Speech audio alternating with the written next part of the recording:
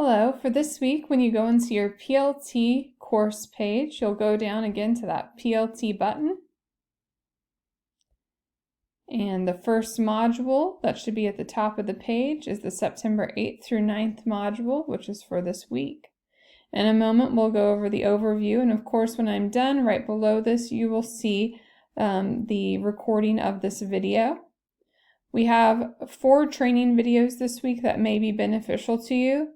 Ted Dottie made one about what it looks like to sync grades from Canvas to Infinite Campus. We have another one about how to invite your advisory to an event. So instead of sending Canvas announcements that have made some students confused, you could just send them a calendar event or an email. How to grade learning logs efficiently. We have a quick video about that. And then finally, there's the whiteboard feature on Zoom that might help you out with your classes. So we've added those videos this week. Under the advisory section, we have our lesson plan and slides for this week. Deidre will go over that with a video later, and it will really help you and the students review some things and hopefully clear up some questions. And then finally this week we have our collaboration. Continue working with your peers and fill out the form. Hopefully you filled up the form from last week. At the end of this video, I'll show you that form, and there's an extra question to it this week. But let's start by going over the overview and announcements. Some announcements for this week. Infotech is due September 7th, so please don't forget to get those trainings done as they are required from the district. There are Zoom protocols. We went over this last week as well. Make sure your students Zoom in with their first and last names. Don't let anyone in that doesn't have the correct name, or if you don't know it's that student. After joining the session, the student will enter a waiting room. Make sure this is how you take attendance, by letting them in the waiting room so that you know those are the students that are supposed to be in that class. And then your students must interact with you in a meaningful way, especially during meaningful check-ins via video, sound, or communicate via emojis or non-verbal responses. A reminder, there is still a dress code on Zoom, so if any person is not properly dressed or presenting themselves in an appropriate fashion, please ask them one-on-one to correct their attire.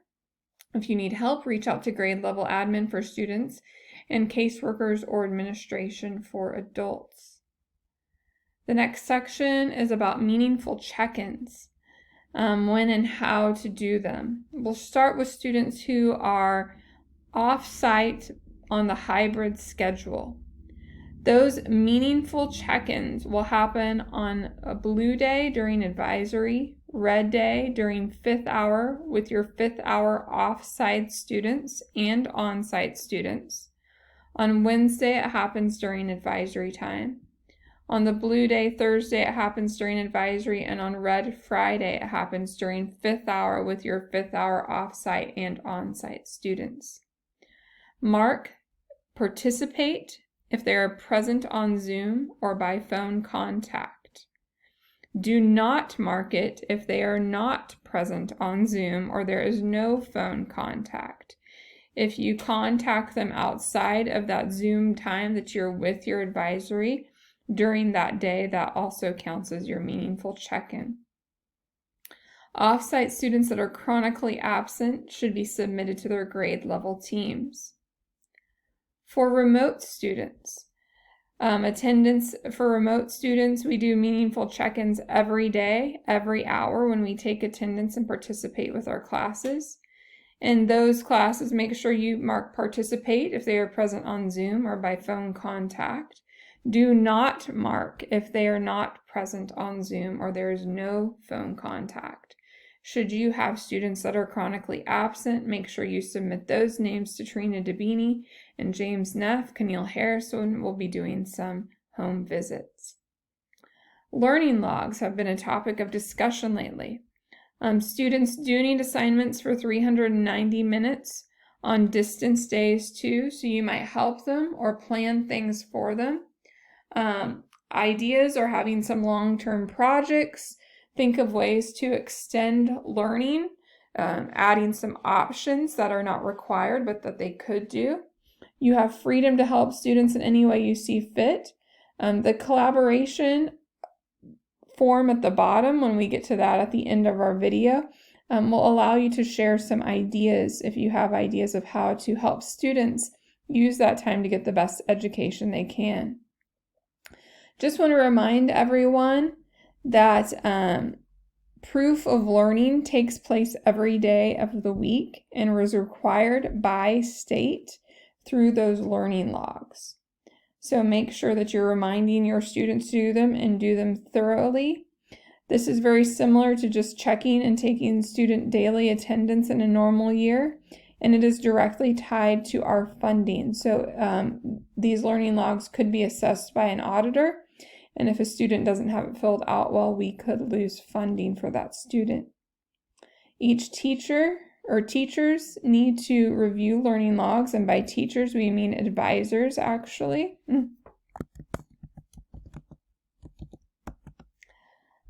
And then there is a video in the training section of our PLT module this week that will show you how to do that very quickly.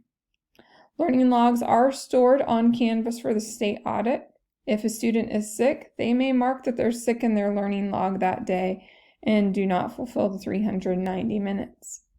Students that are teaching assistants still need to write out 390 minutes of learning and that they are working on their classes. We kind of have a teacher to-do list. Make sure these are things that you have completed and have ready for your students. Make sure that you have a Zoom account, you are meeting with them via Zoom and or in person, and that you have that reusable Zoom link for them and that it's accessible to them. Make sure you're doing your meaningful check-ins and following up with students. Make sure you have a Canvas page and that you are putting information on the Canvas page and utilizing it for students who on their off days and remote. And then finally, make sure your pacing guides are updated on Canvas. The rest of this is an addition or is an overview of what is in our module, the training videos, the advisory lessons and training video. And then we want to get to our collaboration piece. So let's go back to our module for this week and scroll to the bottom, and we're going to take a look at the PLT checklist form. This form is very similar every week, but there may be some differences when we get to the bottom. So please put your name in here, mark what campus you're at, check mark the parts that you did. Did you watch the videos and complete the trainings? Did you prepare for advisory? And did you collaborate with your peers? And then 5 and 6, we have questions and comments. Number 4 is a different addition this week. It says collaboration. What ideas do you have for extending learning beyond the time you are formally teaching your students during class to assist them in getting the best education by utilizing the 390 minutes of learning provided during the school day? If you'd like to make a short video or share your ideas through PLT in another fashion, please write that in this text box as well. So please collaborate, put that information on there. Last week questions, we tried to answer a lot of them throughout the week. And we'll try to do the same this week to specific people. And then we will start also adding them to our announcements. This is also a part that will come out on our next week's PLT session where we will have some collaboration time and share the ideas of others. Thank you so much for everything you do, and make sure to submit that form and email if you have any questions. Have a great day.